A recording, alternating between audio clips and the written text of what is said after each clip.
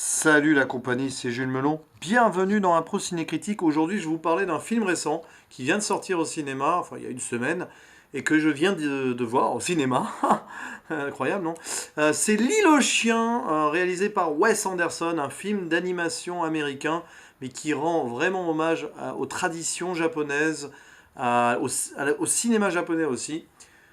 Wes Anderson, c'est un réalisateur qui avait déjà surpris un peu son monde, enfin qui surprend son monde à chaque film, un peu plus ou moins, mais qui avait surpris son monde avec The Fantastic Mr. Fox dans une animation assez étrange, une animation en volume différente de ce qu'on peut voir habituellement. Rebelote ici, c'est le même genre d'animation pour un film que je trouve encore meilleur, parce que cette île aux chiens, Isle of Dogs en VO, est vraiment un très bon film. Très bon film, pour parler rapidement du scénario, c'est l'histoire d'une dystopie japonaise. Enfin, on se retrouve au Japon dans 20 ans, dans une société assez hiérarchisée, on va dire, avec un maire qui a beaucoup de pouvoir dans une mégalopole qui s'appelle Megasaki. On n'est pas loin de la dictature, donc. Et dans cet avenir un petit peu négatif, les chiens se retrouvent tous bannis, exilés sur une île, l'île poubelle, Trash Island en VO, parce qu'ils sont atteints d'un mystérieux virus, la grippe canine. On ne sait pas d'où il vient, mais tous les chiens deviennent dangereux pour la société et hop, on les déporte sur une île, on les enlève à leur maître, pardon. Et on se rend compte d'ailleurs dès l'intro, avec un flashback, que le maire donc s'appelle Kobayashi, est issu d'une dynastie qui, depuis les débuts de cette dynastie, donc mène une guerre contre les chiens. Et on comprend ici qu'il y a une sorte de prétexte derrière pour enfin assouvir cette haine et se débarrasser de cette race d'animal qui visiblement n'est pas du tout acceptée par cette famille. À partir de là, l'histoire se tourne autour du fils adoptif de ce maire, Kobayashi, le jeune Atari, qui a été récupéré 3 ans auparavant suite à un accident et la mort de ses parents. Il était orphelin, il a survécu par miracle. Il a été donc adopté, fait pupille de la famille Kobayashi.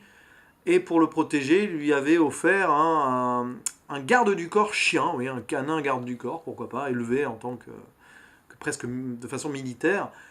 Et pendant 3 ans, un lien d'amitié s'est développé entre les deux. Et forcément, quand les chiens sont déportés, pour montrer l'exemple, Kobayashi montre que c'est le chien de la famille qui est le premier à passer donc à être envoyé sur cette île maléfique où il y a plein de déchets et tout.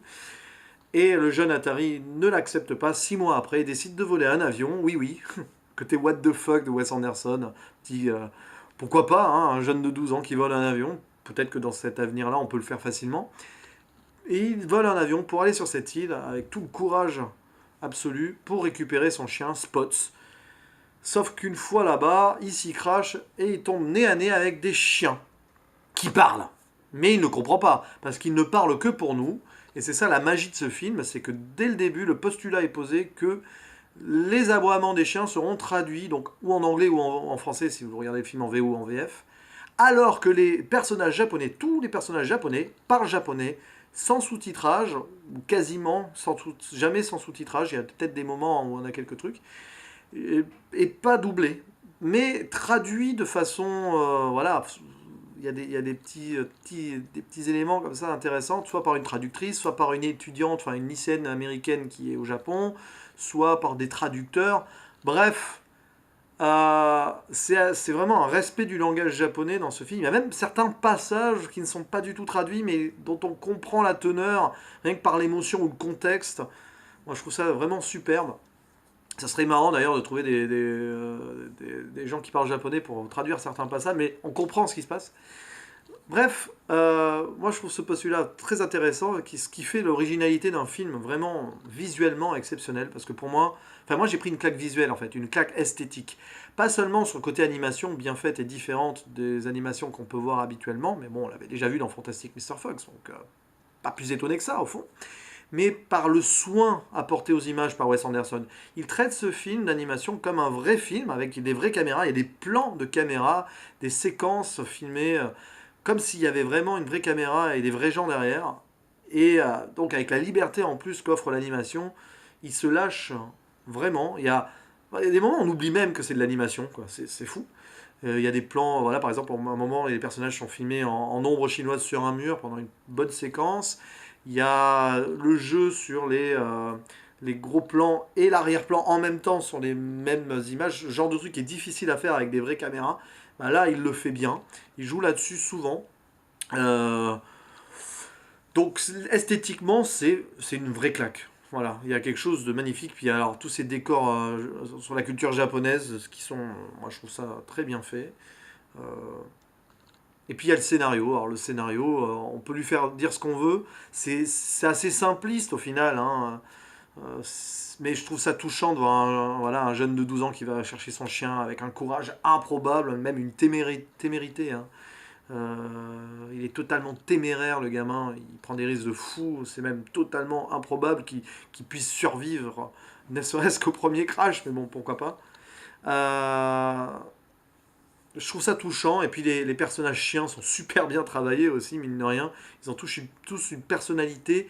Bien sûr, il y a le chief, le chef, un chien errant, autour de ces quatre acolytes qui viennent de famille et qui regrettent un peu leur maître. Alors, vous avez une belle dualité là-dessus. Et puis, bah, bon, vous avez les voix. Alors, moi, je l'ai vu en VF. Mais je l'ai vu en VF parce que la VF est très bien et je le savais d'avance. Wes Anderson a supervisé lui-même le choix des VF et l'adaptation. C'est fou, ça n'arrive jamais. Wes Anderson c'est vraiment attaché à soigner tous les détails et on se retrouve avec une VF de grande qualité avec des grands acteurs dedans. C'est voilà. Alors les acteurs doubleurs qu'on a l'habitude sont bien, hein. Mais là, il a quand même choisi des acteurs qui font pas du doublage d'habitude, hein. Vincent Lindon, Romain Duris, Hippolyte Girardot, Yvan Attal, Mathieu Amalric, Isabelle Huppert, Léa Seydoux, Louis Garrel, Daniel Auteuil aussi. Voilà, Jean-Pierre Léo qui apparaît là. Super bien fait, puis en VO, bah, vous avez du grand aussi, hein, là-dessus, à mon avis, ça va être super en VO aussi, de toute façon, rien qu'en voyant les bandes annonces et les extraits, on sent le côté aussi grand travail avec Bryan Cranston, que vous avez tous découvert dans Breaking Bad, Edward Norton, Bill Murray, un grand habitué des films de Wes Anderson, Jeff Goldblum, qu'on ne présente plus, Harvey Keitel, Scarlett Johansson, Frances McDormand, récemment oscarisé. Bon, et on en passe, parce que là, on pourrait encore citer beaucoup. Et des acteurs japonais hein, aussi, plutôt renommés, je crois. Bref, grand film, vraiment. Pas un chef-d'œuvre ultime, mais je lui mettrais son 8,5, pas 9. Bon, pourquoi? Parce que la fin, bah, je vais pas révéler, j'ai pas envie de faire de spoiler ici, mais la fin, c'est pas qu'elle m'a laissé sur ma faim, mais un peu convenu, je trouve, par rapport au film. Alors, voilà, c'est dommage. Mais pourquoi c'est dommage? C'est un ressenti personnel. Je pense que la plupart d'entre vous qui iront voir ce film adoreront la fin. Il n'y a pas grand-chose à en dire, en fait. Mais je sais pas, je sais pas. Mais franchement, à part ça, enfin, le scénario, il y a vraiment des bons petits rebondissements. Ça suit assez facilement, mais il y a des choses qui sont bien trouvées aussi. Et puis bon, vous avez... enfin, ce film, c'est une ode à la démocratie, à la liberté, clairement. Une dénonciation de tout ce qui peut être despotique. Il y a aussi une remise en question de l'être humain. Là, les chiens paraissent plus humains que les chiens, que les humains eux-mêmes. C'est très intéressant tout ça. Il faut que ce soit aussi des jeunes lycéens qui se rebellent, ça aussi, contre l'autorité. C'est les jeunes au pouvoir dans ce film, clairement. Ça m'a un peu rappelé, alors c'est tiré par les cheveux, mais Battle Royale aussi, où vous avez les jeunes qui se rebellent contre la société. Enfin, du moins, c'est un peu le postulat de départ, parce que les adultes veulent s'en prendre aux jeunes et leur faire reprendre le respect. Et là, c'est la jeunesse qui renverse un peu, qui essaye de renverser un peu un monde qui devient de plus en plus dictatorial. C'est peut-être un message caché derrière, je ne sais pas. On va peut-être pas chercher plus loin, mais pourquoi pas. Puis voilà, beaucoup de personnages qui sont vraiment bien là-dedans. Il y a limite trop de personnages tellement bien travaillés qu'on est frustré de ne pas en savoir plus sur certains vers la fin, quoi. Ça se croise beaucoup, évidemment, hein, ce genre de film. Il y a plusieurs trucs, et puis vers la fin, ça se croise, tout se rejoint et tout. Et ça va presque un peu trop vite. Peut-être qu'il manque 10 minutes, 15 minutes à ce film, je dirais. Je ne sais pas.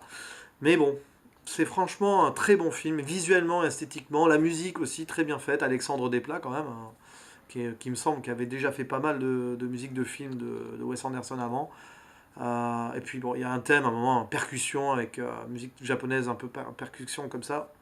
C'est super bien trouvé, avec ses clins d'œil donc à la culture japonaise, donc aux dynasties, au théâtre. À un moment, il y a des scènes de théâtre japonais.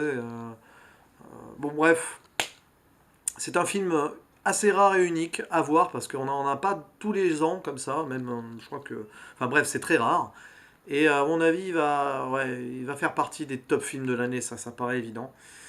Difficile de faire un classement peut-être à la fin de l'année, mais là c'est clairement le film que j'ai préféré voir cette année avec Black Panther, donc avec le recul on verra bien ce que ça donne, on verra bien ce qui nous sera offert plus tard aussi. On est qu'en avril après tout. Et puis un film à voir en VO ou en VF, ou d'ailleurs à revoir ou en VO et en VF, je crois que c'est un film qui se mérite deux visionnages clairement, et qui risque même de gagner au second visionnage. Voilà. Beaucoup de nostalgie dans ce film aussi. Je trouve que c'est un film qui aurait pu très bien sortir, même en animé et tout, il y a 20 30 ans. Voilà, je sais pas. Euh, c'est pas loin du coup de cœur quand même, cette île aux chiens de Wes Anderson. Ça fait plaisir de voir des films comme ça. Ça fait retomber en enfance, mais ça fait aussi réfléchir avec la vision d'adulte.